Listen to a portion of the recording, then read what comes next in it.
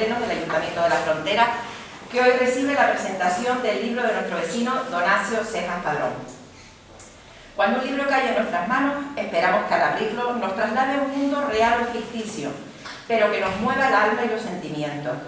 Si el texto relata historias que hemos vivido o que nos han contado, entonces podemos decir que esas historias son parte de nuestras vidas.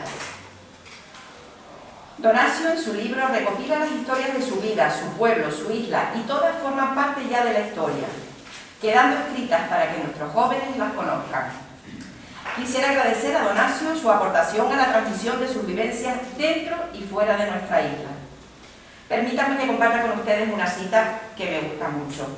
Un pueblo sin el conocimiento de su historia pasada, origen y cultura es como un árbol sin raíces, de Marcus Garvey. Ahora pasaré la palabra a Elena Moreno. A continuación hablará don Carmelo Padrón, cronista oficial de La Frontera. A continuación, don Donacio Cejas, y cerrará el acto don Pedro Miguel Ángel Acosta, alcalde del municipio de La Frontera. Muchas gracias. Buenas tardes a todos. Gracias, Mercedes, por tu cariñosa presentación.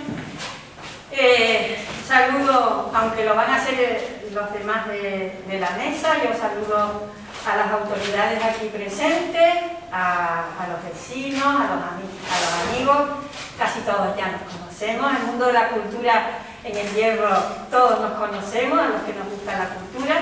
Y sin más, pues voy a empezar diciendo que menos mal que yo no soy envidiosa, porque la figura de Donacio Cejas da envidia. ¿Por qué da envidia? Porque ha sabido gestionar su vida de tal forma que ha triunfado como padre, como esposo, ha triunfado como trabajador en el marketing, le faltaba, bueno, ha plantado árboles, ha escrito el libro, entonces lo ha hecho todo, y yo cuando sea más mayor quiero ser como él, vamos a ver. El caso es que es un hombre es para admirar y para tomarlo como un ejemplo. Y ya sin más, pues hice una notita de prensa y unas palabritas, porque me leí el libro. Yo es que además me fue muy fácil leérmelo, porque Donacio empezó a escribir mucho antes del año 2000, cuando vino de Venezuela como emigrante retornado. Empezó a escribir en La Voz del Hierro, el periódico fundado por Leoncio Morales Rodríguez, el periodista de aquí, natural del Valle del Golfo, de La Frontera. Y claro, pues nosotros empezamos a verlo venir a la radio y muy interesado por la cultura, empezó a escribir, y no solo empezó a escribir, sino que además nos ayudaba a repartir las revistas en Tenerife. Era más que un colaborador, era un amigo de Leoncio, y yo siempre le estaré agradecida. Bueno, pues vamos ya a leer la notita de prensa, que la hice ayer. Aquí resalto brevemente, son 4 letras, que la trayectoria de Donacio, mucho antes del año 2000, ya hacía crónicas esporádicas, y después ya empezó regularmente. Y estas crónicas iban reflejando durante más de 2 décadas transcurridas en latín de nuestro pueblo reño a través de sus ojos, los ojos del autor, cuya vida está entrelazada con la experiencia de su retorno como emigrante desde Venezuela, la toma de contacto con sus recuerdos de juventud y la última etapa hasta nuestros días, donde a su juicio es relevante para él el encuentro con la isla, la localización de los personajes que fueron sus referentes, las imágenes que se quedaron como impronta en sus retinas, y todo ello publicado paulatinamente, de manera que este primer libro puede ser el comienzo de sucesivas compilaciones. Muy interesante esta publicación, porque a través de sus crónicas vamos viendo como en un espejo la evolución de nuestra sociedad, vista a través del analítico prisma de Donacio Cejas. Bueno, pues la nota que yo hice cuando leí el libro, que ya les digo que no me cogió de sorpresa porque yo me leía todas sus crónicas, era admiradora de sus crónicas pretéritas, como él las llamaba. Y bueno, pues cuando tuve el libro en mis manos, lo que me saltaron fue lágrimas, ¿no?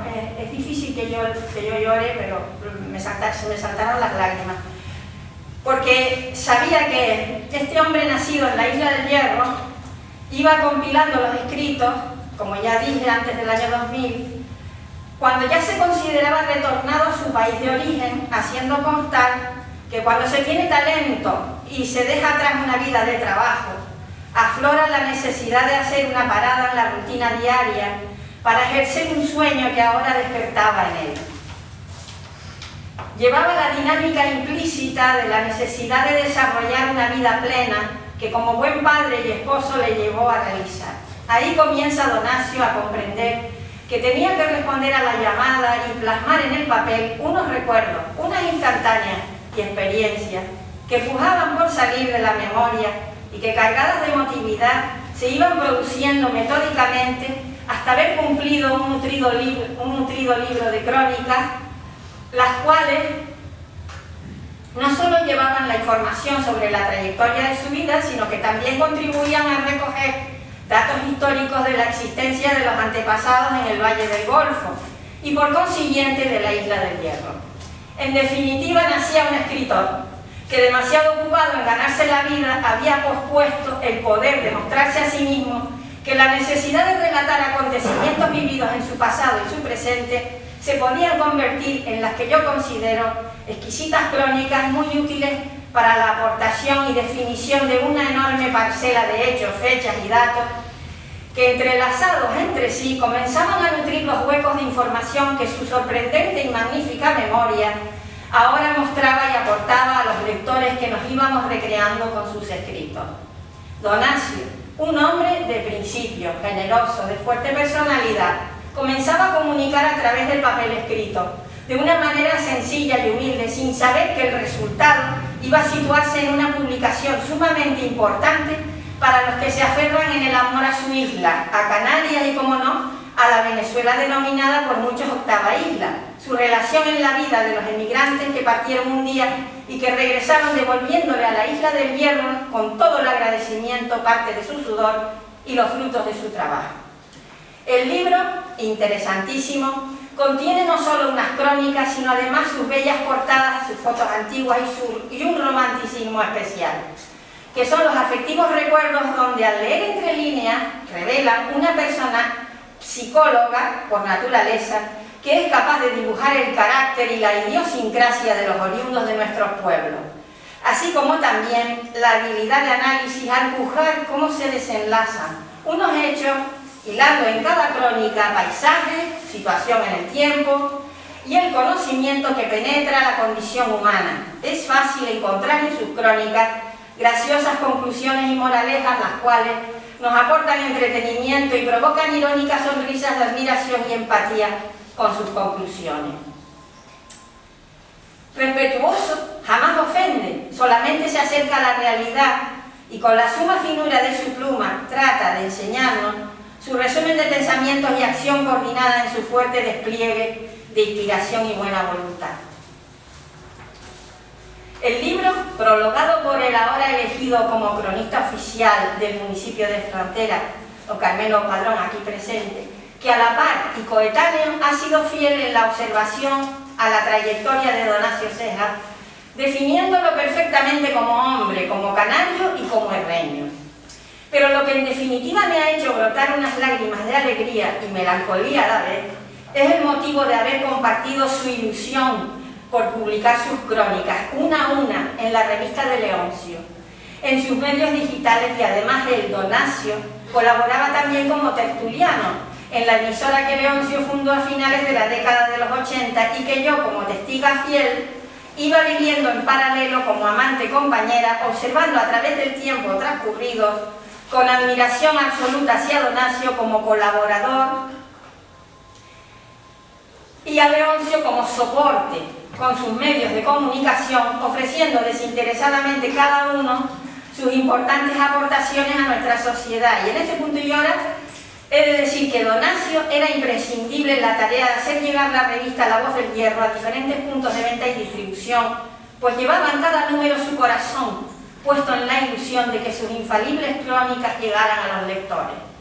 Donacio Cejas era capaz de convocar eventos donde se reunían personas relevantes del mundo de la cultura y todo ello nutría todavía más sus crónicas, pues allí acudía público, autoridades, fotógrafos, periodistas, que difundían más aún y enriquecían sus llamadas por él crónicas pretéritas.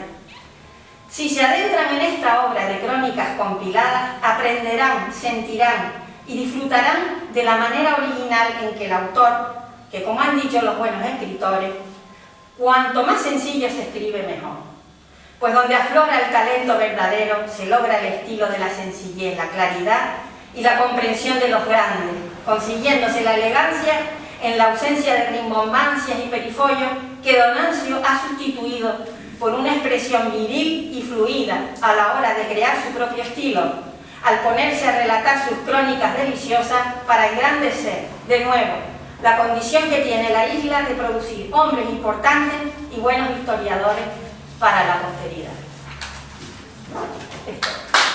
Señor alcalde, señores concejales, señor consejero del Cabildo, también está por ahí. Señoras y señores, muy buenas tardes a todos y gracias por estar esta tarde acompañando a Donancio, que se lo merece en esta reunión. Hablar de Donancio es difícil porque su faceta, su vida, su educación, su forma de ser, pues a veces traspasa todos los calificativos que podemos dar. Yo me quedo siempre con algo y sigo machacando que Donancio ha sido toda su vida un autodidacta. Él se ha hecho todo. Con apenas 14, 15 años se desplaza a Gran Canaria. No solo ha pasado bien a ir a la playa a bañarse, sino a trabajar.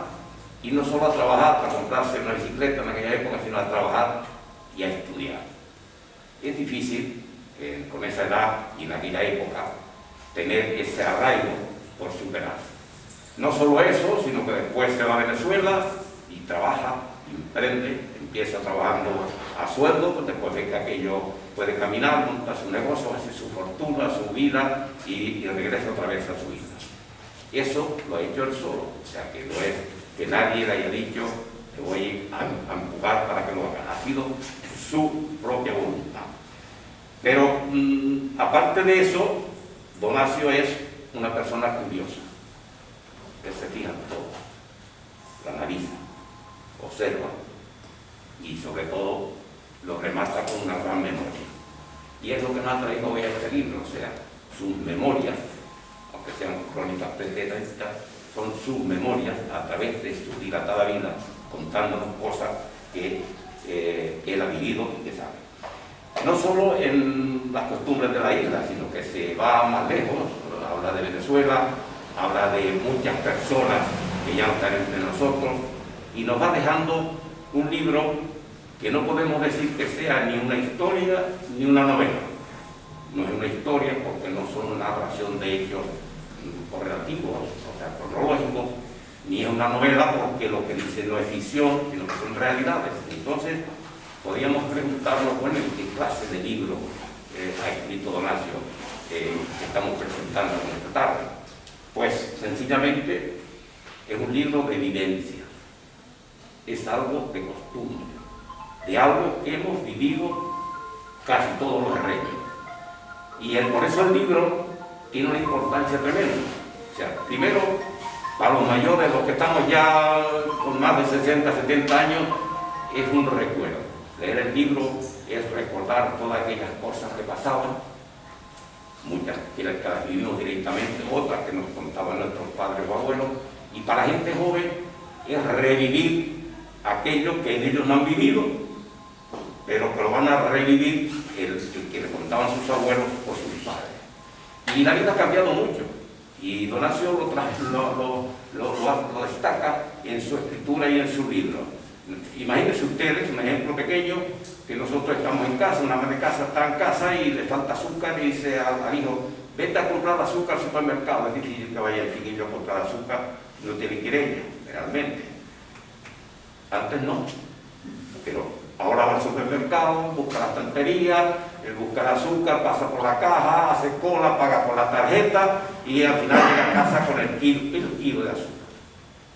En nuestra época Nos habla Donacio de las ventas, de las tiendas, de las pequeñas tiendas, las ventas, como hablamos también. Se acababa el azúcar y la madre decía, chico, vete a comprar azúcar. Y llegaba a la tienda y le decía, mire, deme medio kilo de azúcar y mi madre que lo apunte. Y eso era todo. Le despachaban su medio kilo de azúcar, lo ponían en una balanza con un papel grueso, no sé qué arte tenían, no había bolsa ni cartucho, papel paso aquel, medio kilo de azúcar, la tendera cogía con la pala y siempre acertaba el medio kilo, no sobraba en la pala casi nada. Lo envolvía, se lo daba al chiquillo y no vean ustedes lo que pasábamos por el camino, a ver si salía algún grano de allí, vamos a ver el dedo y no salía nada. O sea, era otra vida. Esa vida la que nos cuenta Donacio de las tiendas, de los zapateros, en cada pueblo hay un zapatero, en cada pueblo hay un herrero, y todo eso era la vida que había antes. Que se ha perdido, que estamos viviendo mejor, bueno, nadie lo duda, pero ¿por qué no recordar a aquellos que vivimos toda esa zona? Y por eso el libro es ameno porque te van a, pues sí, mira, pues la bajada en no sé qué tiempo, pues el clásico, y estirando ya la cosa del herrero, que si no había herraduras para los animales no podían caminar, y hay un dato, que yo ya ni me acordaba, y es el clásico, no le va a sonar la palabra tampoco, que es el clásico lañador. El lañador era tanta veces la miseria que si estaba fregando un plato y se te rompía el plato en dos trozos, no había otro plato. Entonces se llevaba un señor que era el lañador, lo juntaba, le ponía unas grapas por debajo y echaba caldo negro otra vez. Entonces, todas esas cosas que uno se ha olvidado ya, es lo que nos dice Donacio en este libro.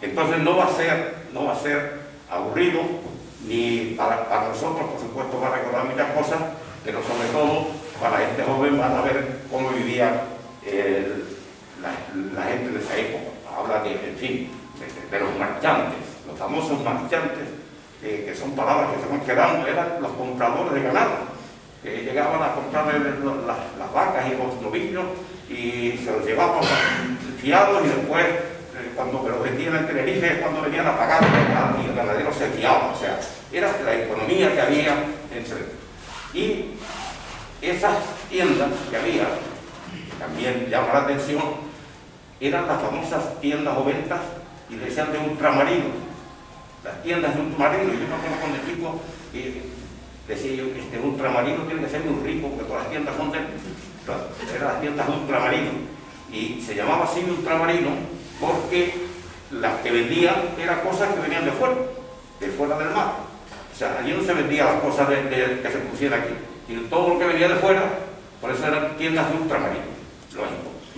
Entonces, para no cansarle mucho, porque todavía queda que intervenir, yo les aconsejo que empiecen a leerlo, y yo estoy seguro que van a continuar con él, porque va a engancha seguro. No quiero extenderme mucho, porque Donacio es el protagonista en este caso, pero no quiero tampoco cerrar el acto mío sin agradecer esta tarde aquí la presencia de un gran hombre, don Matías Díaz, que con su asistencia es la máxima autoridad en el Prado, en el museo. Ha llevado la isla de Hierro hasta lo más alto que se puede llevar en Madrid, y hoy nos tenemos aquí con nosotros por pura voluntad, pero también porque está muy ligado a este Valle de Lomas. Su abuelo, don Ricardo Díaz, que fue el segundo alcalde, que figura allí en la foto, fue concejal fundador de este ayuntamiento en 1912, y después fue alcalde 2 veces más del Ayuntamiento de la Frontera. Don Ricardo, agricultor, exportador de vino, se dedicó a la agricultura aquí en este Valle del Golfo en aquellos años de 1900 y pico.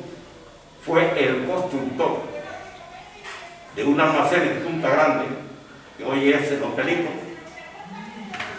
Más tarde el padre de don Matías lo vendieron a los Villarreales, pero me enorgullece hoy, sinceramente, contar con la presencia de una persona nacida en esta tierra.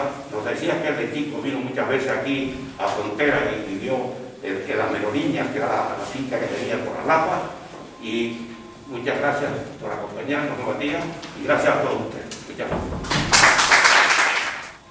Buenas tardes a todos.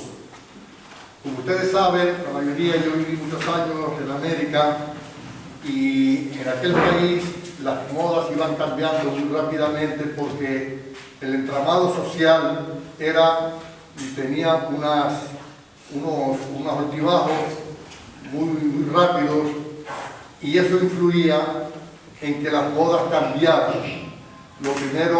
La primera moda era tener un buen coche, un buen carro, como decimos allá. La segunda, tener una casa. La tercera, tener un piso en Tenerife. La cuarta, tener un piso en Miami, y así sucesivamente. La última era tener un coche blindado y, lo más grande, tener un guardaespaldas. Pues yo aquí tengo mi guardaespaldas. O sea que no vengo bueno, porque estando bajo el paraguas de la sabiduría de Carmelo, pues yo estoy protegido de cualquier tontería que vaya a decir. Gracias, Carmelo. Me robaste un protagonismo. Yo decía, nos honra que su presencia el excelentísimo señor don Matías Díaz Padrón. O sea que si no habíamos comunicado ese tema, pero bueno, de todas maneras, quererle dos veces es mejor que quererla una sola. Entonces, le conozco a usted desde joven, cuando usted venía al hoyo, a la versión de Lola. Me acuerdo que, se lo dije antes, no se acuerda, que tenía así un peinado como moderno, ¿no? Él participó en una jornada cultural en el Casino de Vergara, en el año 58, me parece que fue. Y con añadido respecto a usted y yo, es que su padre, su abuelo, don Ricardo, era el propietario de la casa que después se la compró mi abuelo y que hoy todavía es de nuestra familia, la Casa del Hoyo. Eso fue, creo que el año 1924. Pero su padre, don Matías, que residía en Las Palmas, me parece, en Las Palmas, venía de vez en cuando a mitigar su nostalgia y paseaba a la pensión de Lola y paseaba por allí, y él, me acuerdo, mirando por la ventana donde seguramente había pasado en sus años de niñez y adolescencia. Y a usted, pues ya le digo, le recuerdo, yo no sé si aquí hay pocas personas mayores ya, pero creo que mayores recordaremos que en el Casino de Vergara, del Yodima, en el costado oeste, había un tremendo mural, sería, ¿no? Y que creo que fue pintado por usted siendo un adolescente. De todas maneras, Matías, muchas gracias por prestigiarnos con su presencia en este sencillo acto. Agradezco especialmente la presencia de mi amigo Marcelo, muy conocido en nuestra isla por sus aportaciones escritas a la historia de nuestra isla, y que acaba de publicar un hermoso libro sobre el médico ruso que vivió en Valverde en las primeras décadas del siglo pasado. Marcelo me invitó a la presentación del libro, pero lamentablemente por razones familiares no pude estar. Debo agradecer antes que nada a las autoridades municipales, especialmente a nuestro alcalde, mi querido amigo de la infancia, don José Miguel Acosta, y lo mismo a la señora doña Mercedes, concejal de Cultura, la deferencia que han tenido conmigo y la exquisita acogida que me mostraron cuando les manifesté el deseo de que mi modesto libro de crónicas pretéritas fuera presentado al público en este ayuntamiento, que es la casa común de los vecinos de Frontera. De nuevo, en nombre mío y de mi familia, muchas gracias. Sin olvidarme de la señora doña Mari Carmen, siempre eficiente y eficaz. Parece que ella se adapta a todos los tiempos, pero cada vez lo hace mejor. De igual manera, expresamos nuestro agradecimiento a los aquí presentes, no mucho, por las limitaciones impuestas por la situación sanitaria. Me consta que muchos de ustedes se anotaron desde los primeros días que hubo plazo para ellos, lo cual demuestra su interés y que de nuevo les agradezco. Y que de paso refleja el cariño y el afecto que sienten hacia mi persona y hacia mi familia.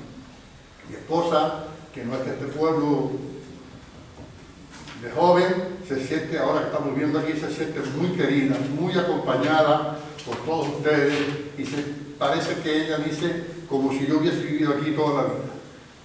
En nombre de mi familia, se lo agradezco.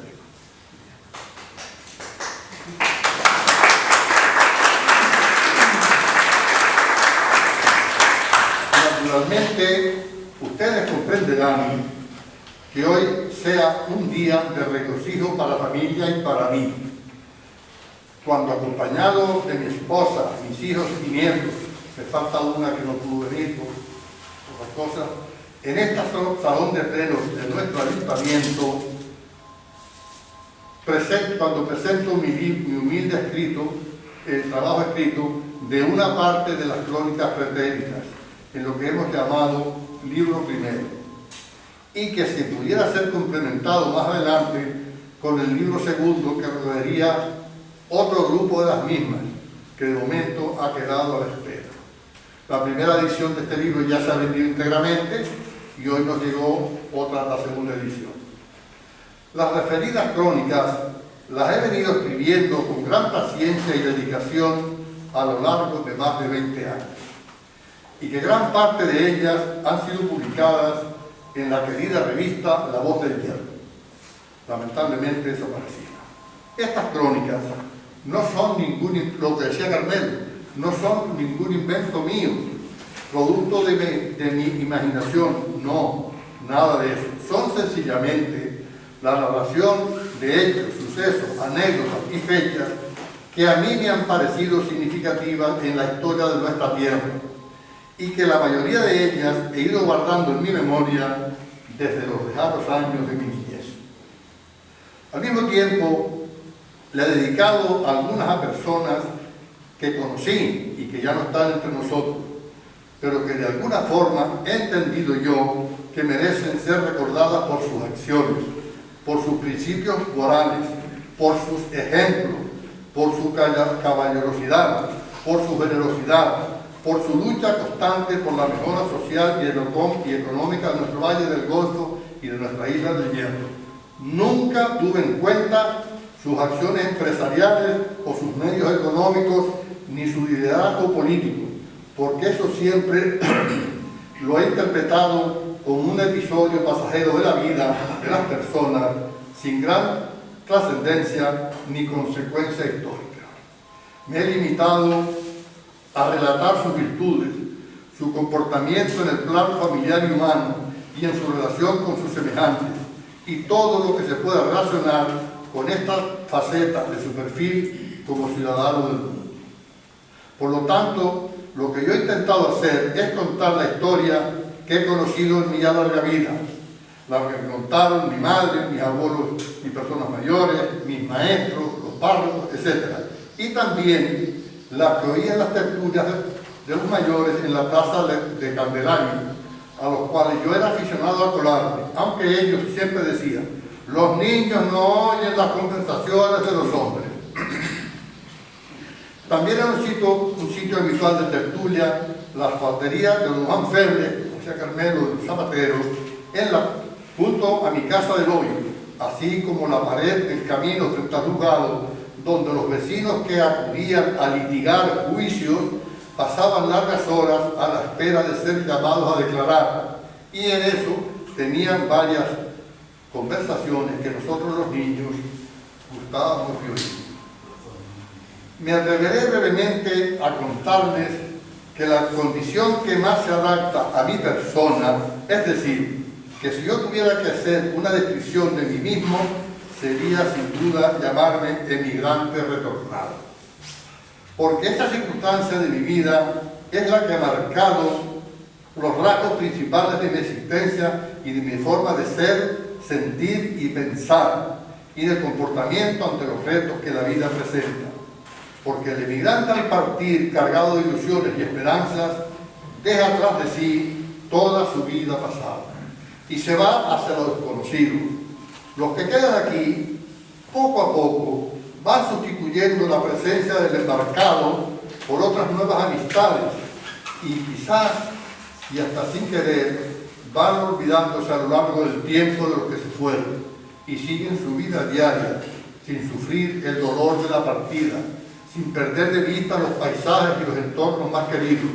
Por lo tanto, es el emigrante el que se enfrenta a la dura realidad de la vida, como en mi caso y el de mi esposa, con poco más de 20 años cada uno, aventados a una tierra nueva y desconocida, iniciándose al trabajo que el destino le deparó, sin opción de elegir, pero con la mente y el corazón puestos en la lejana tierra y en la ilusión del regreso. Nosotros nos consideramos privilegiados de Dios por haber tenido la suerte de que nuestro sueño más acariciado se hizo realidad, ese regreso. Pero de aquellos adolescentes que en 1966 se fueron de aquí, ya quedaba poco. Nuestros cabellos con hilos de plata unos y otros que se los llevó la misma naturaleza y que quedaron flotando en los aires calientes de la ciudad donde tantos años vivimos. Esa distinta apariencia física reflejaba sin duda el paso del tiempo. Lo mismo que nuestra distinta manera de sentir y entender la vida. Yo regresé con una nueva nacionalidad y con mi cédula de identidad venezolana 894-1126, que sustituyó al DNI español 42-692-015, cuyo número casi se me había olvidado. Con hijos nacidos en tierras lejanas, y todo ello conformando una nueva situación, una nueva realidad, percibiendo al regresar la ausencia definitiva de muchos seres queridos, familiares, amigos y vecinos que uno esperaba encontrar. Pero aún así, con esas nuevas situaciones producto del tiempo transcurrido, hemos tenido la inmensa satisfacción de reinsertarnos de nuevo en el tejido humano y social de nuestro pueblo, con la circunstancia de tener un hijo emigrante en Londres que no encontró en su patria el trabajo que esperaba y necesitaba y para el que se preparó durante años en Madrid, pero que hoy, para regocijo de nosotros, sus padres y hermanos, está presente este año.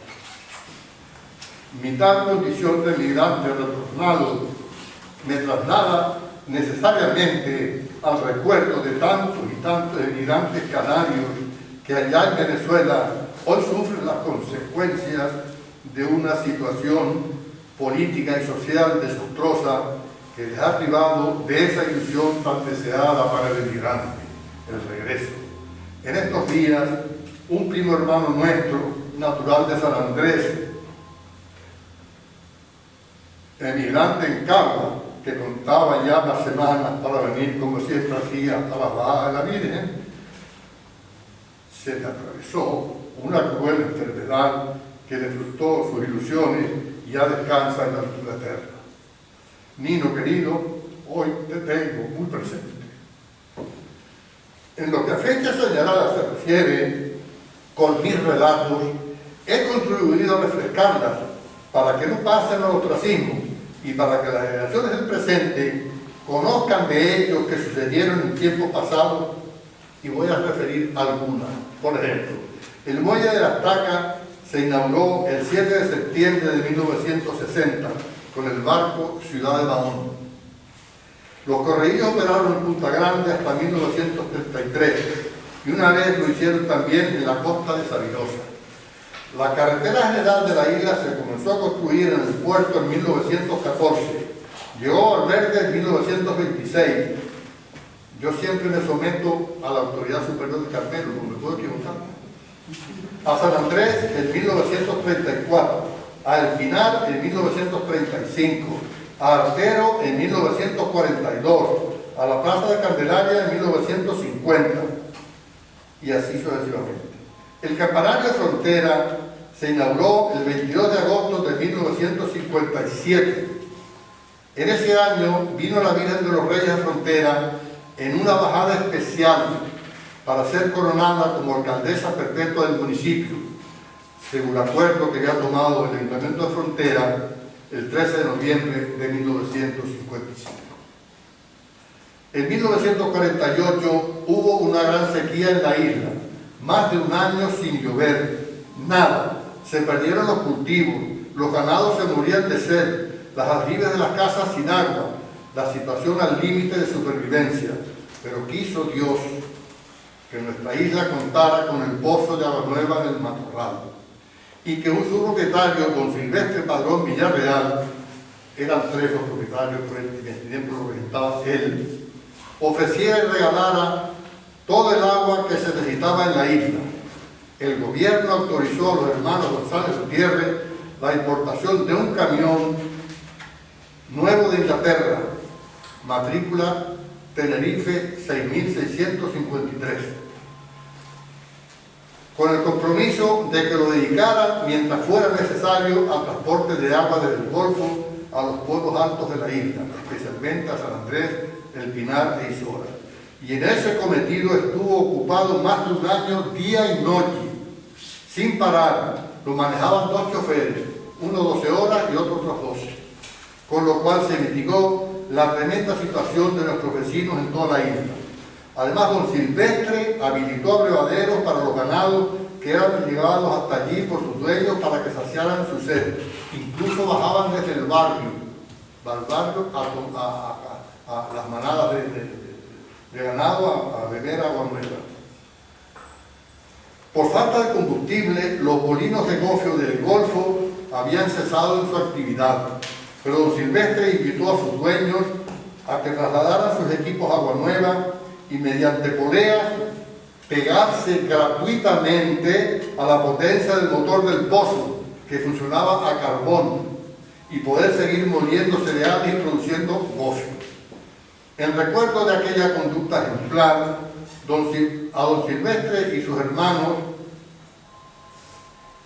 hace años tuvimos la idea de rendirle un homenaje en la plaza de Tigaday. Invitamos a varios de sus descendientes, algunos de ellos habían nacido en los volcanes y otros en su casa de Borrega, y resultó un acontecimiento de hondo sentido humano. Nuestro fallecido amigo Cayo buscaba afanosamente en los volcanes un trozo, por aquella zona de Borrega, un trozo de terreno para que se construyera allí un monolito o algo parecido que inmortalizara a esa honorable familia. Y al mismo tiempo, un grupo de vecinos solicitamos a nuestro ayuntamiento que se le dedicara una calle del municipio a su memoria. Lamentablemente, no se nos ha hecho caso. Al otro también, que en estos años, don Silvestre, esto es un dato que no era muy conocido aquí, y yo me enteré, no sé si él también lo tenía, por una cosa muy curiosa en Las Palmas.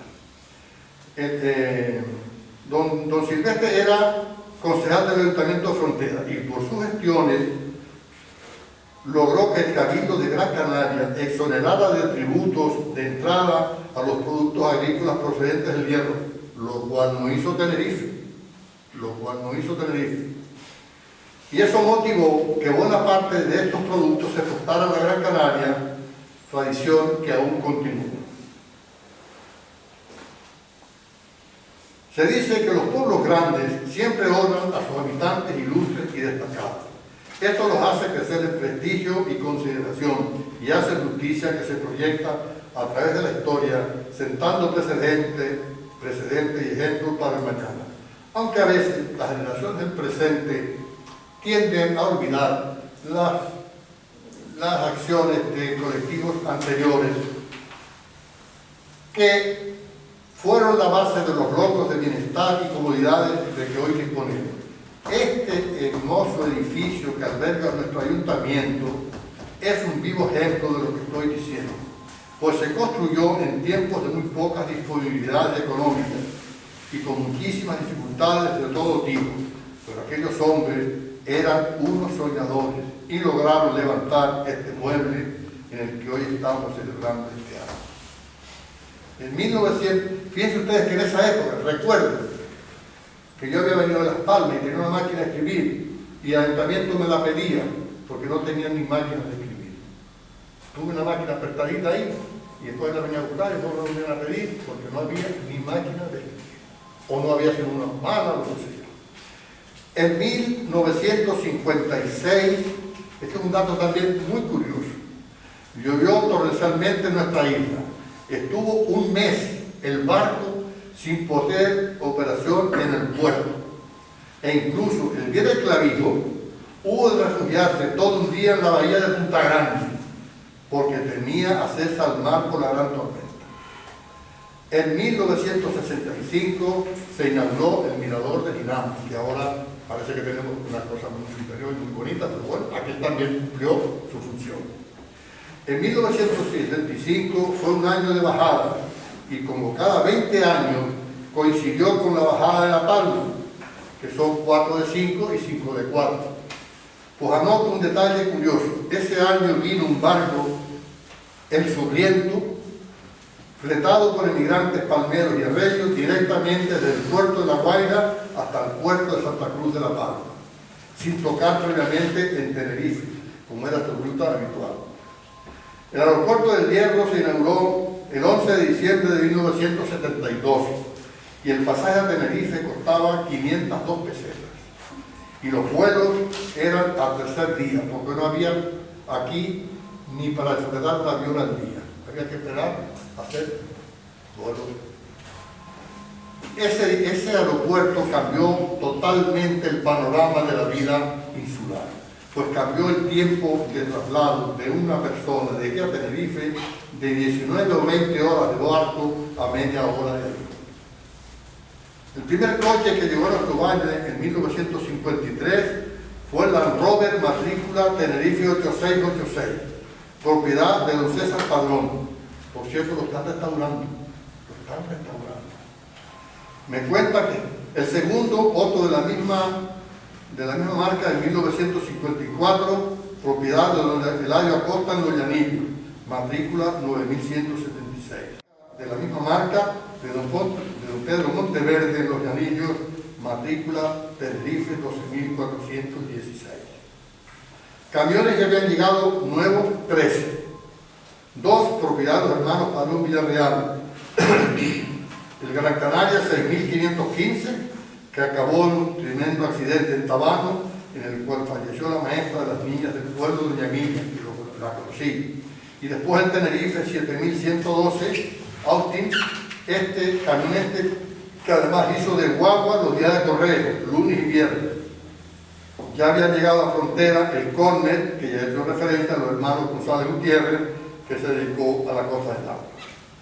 Entre las personas a las que he hecho referencia en mis crónicas, hay bastantes de ellos que a mi juicio me lo merecían. Y para no cansar, me refiero por ejemplo a don Onofre Sánchez Díaz. Este es un personaje, ¿verdad, Carmelo?, que no se ha estudiado bien. No se ha estudiado, qué lástima. Un hombre que vino de Nueva York en 1929 y que trajo, se decía, $500,000 de pesetas en 1929. Tuvo unos años en la finca del Pino, en Los Corchos, y después se dedicó a ejercer de banquero, prestamista de dinero durante más de 30 años. Estaba siempre sentado en la plaza, encorbatado, bien vestido, usaba, nosotros le decíamos, no sé por qué, un guardapolvo, era como un protector de un patino, no sé cómo, pero siempre encorbatado, etc. Y se dedicó a prestar dinero para que la gente comprara sus finquitas, para pagar el pasaje a Venezuela, o para pagar los gastos de la boda de las niñas. Y se cuenta que a pesar de los numerosos atrasos en los pagos que con mucha frecuencia hubo de soportar, nunca ejerció acciones legales contra ningún deudor. Ejerció de alcalde en los años 30 del pasado siglo de cuyo cargo dimitió, eso ya lo hemos contado otras veces, también lo sabe también, por un incidente que tuvo con el juez de Valverde, actuando en defensa de los vecinos y mucho más. Hizo que el juez fuera de aquí para arriba caminando, porque le habían alquilado unas bestias y se pusieron a corretear ahí por fuera de mi casa, donde llaman la corredera, que es lo que se llama, y entonces los vecinos fueron a quejarse al alcalde. Ah, sí, entonces fue allá, le dijo al señor, oye, espera un segundito, le quitó el cabestro al cole, le dijo, bájese, y usted baje, eran tres. Bueno, ahora le entregó sus bestias a sus vecinos, que no me entere yo que nadie en el pueblo le alquila el bestias a estos señores. Y entonces de allí mismo vino aquí al ayuntamiento y dimitió de alcalde. Y se sentó en la plaza. Por la tarde, cuando el juez iba para arriba sudoroso, porque no conseguía que lo subiera, le dijo, alcalde, eso tiene consecuencias. Si no, las consecuencias ya están dadas, ya yo no soy alcalde. Así que, en mi larga estancia en Venezuela, país en el que vivimos desde 1966 al 94, mi esposa y yo, si tuvimos la necesidad, y así lo hicimos, de integrarnos relativamente en el trabajo social y humano de nuestra recordada ciudad de Puerto Ordaz, y allí transcurrieron los hermosos años de la juventud, donde dejamos tan buenos amigos y tan dulces recuerdos, no es menos cierto que nuestra meta a conseguir era el regreso a esta querida tierra en la cual vimos la luz primera y donde ahora transitamos ya los postreros años de la vida que Dios nos quiera conceder. Hemos podido cambiar el paisaje que nos rodeaba, de las mansas aguas inmensas del río Orinoco por las agitadas olas de la bahía de Punta Grande, porque los canarios casi todos tenemos una referencia al levantarnos, mirar para el mar. No sé por qué, pero está implícito en nuestra manera de mirar para el mar. Entonces aquí en Puerto Ordaz miramos hacia el Orinoco. Y a mí se me trasladaba siempre. Este sencillo acto tiene para mi familia y para mí un gran significado, con la presentación de mi libro, cuya primera edición ya se ha vendido y la segunda acaba de llegar. Quiero decir que con la publicación de este libro y del segundo, si vamos a ver, hemos realizado una ilusión largamente acariciada y se lo ofrezco gustoso a mi pueblo, a mi isla, a mi tierra, pero por sobre todo a mi familia, a mis hijos, a mi esposa, a mis hijos y nietos, que siempre han visto en su abuelo y su padre una referencia a quien imitar.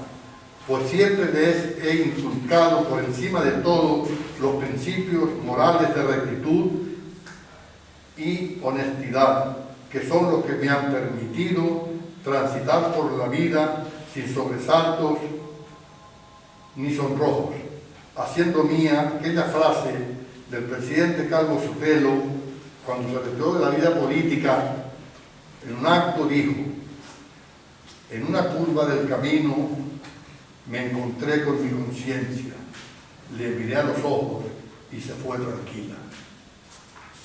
Bueno, ahora doña Mercedes y yo hemos convenido en que les contara una crónica.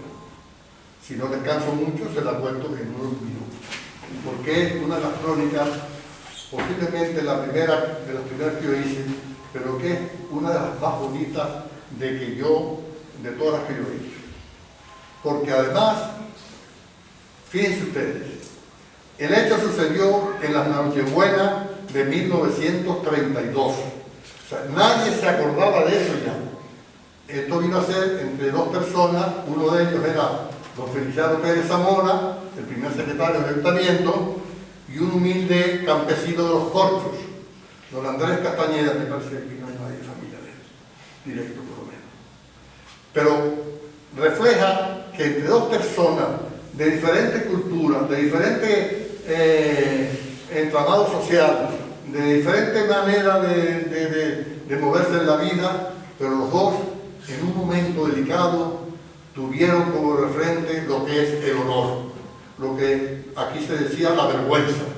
Bueno, pues resulta, es muy curioso, muy bonito, que la Nochebuena aquí en Frontera era un acto muy concurrido, porque por lo que nosotros llamamos las mudadas o el nomadismo, en esta época de diciembre estaba aquí toda la gente del barrio, que era una gente muy animada, muy fogosa para cantar y tal, y también algunos emisoras, también no los niños, pero los niños venían menos gente por la comunicación electrónica. Y entonces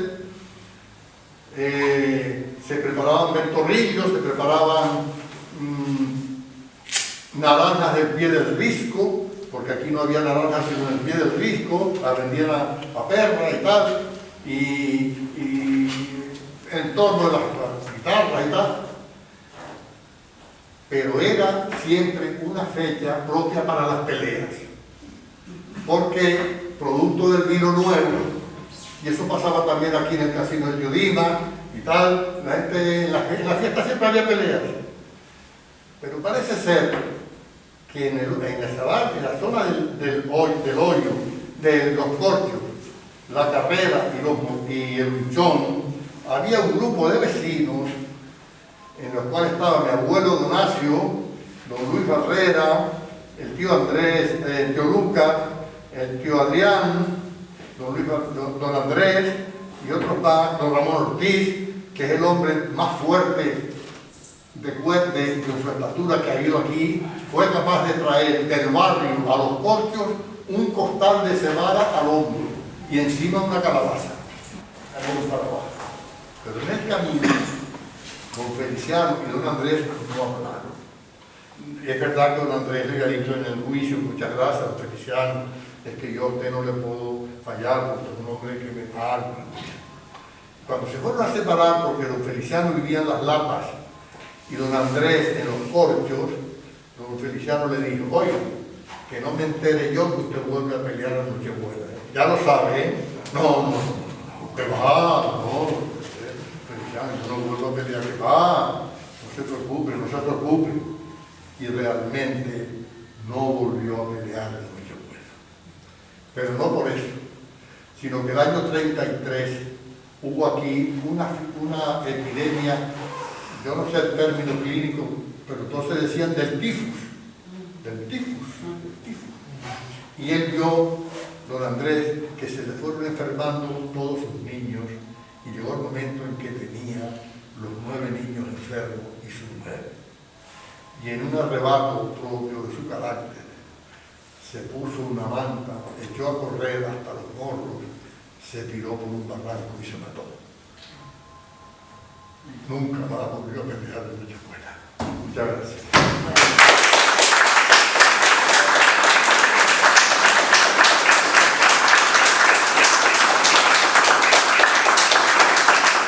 Me toca a mí, Matías Díaz, autoridades, Mercedes, Carmelo, Elena, Donacio y familia, vecinos, gracias por acompañarnos en este entrañable acto de la presentación del libro de Donacio. Y yo voy a empezar felicitando a Donacio por su brillante idea de aglutinar en un único texto las muchas crónicas pretéritas que ha escrito a lo largo de muchos años. Enhorabuena a los diferentes contertulios que han intervenido en esta amena y entrañable jornada. Habiendo echado un vistazo al libro y siendo conocedor de muchas de las crónicas escritas por Donacio, me congratulo que haya sido capaz de exponerlas públicamente mediante este libro que hoy hemos presentado. Las crónicas que se reflejan en el libro relatan las muchas vivencias del autor, que no son otras que la historia viva, muy dura a veces, del transcurrir de los acontecimientos de nuestra isla de Dios. En ella se pone en evidencia la multitud de carencias que hemos padecido en este terruño a lo largo de la historia y la respuesta que hemos tenido que dar a las mismas. Gracias una vez más por tu aportación a nuestra historia y por revelar de forma clara la labor, yo diría, de 2 generaciones en favor del desarrollo y bienestar de nuestra isla. Muy importante, Donacio, que esta historia sea conocida por las generaciones actuales. Mil gracias una vez más, y no me queda otra que proponer que se lea tu libro, que se le preste la obligada atención y bueno, que sigas vendiendo muchos libros y que la gente disfrute de ellos. Gracias por tu presencia aquí, por la amena narración que nos has hecho, tanto tuya como Carmelo, Elena, y gracias a todos. Con esto cerramos el acto.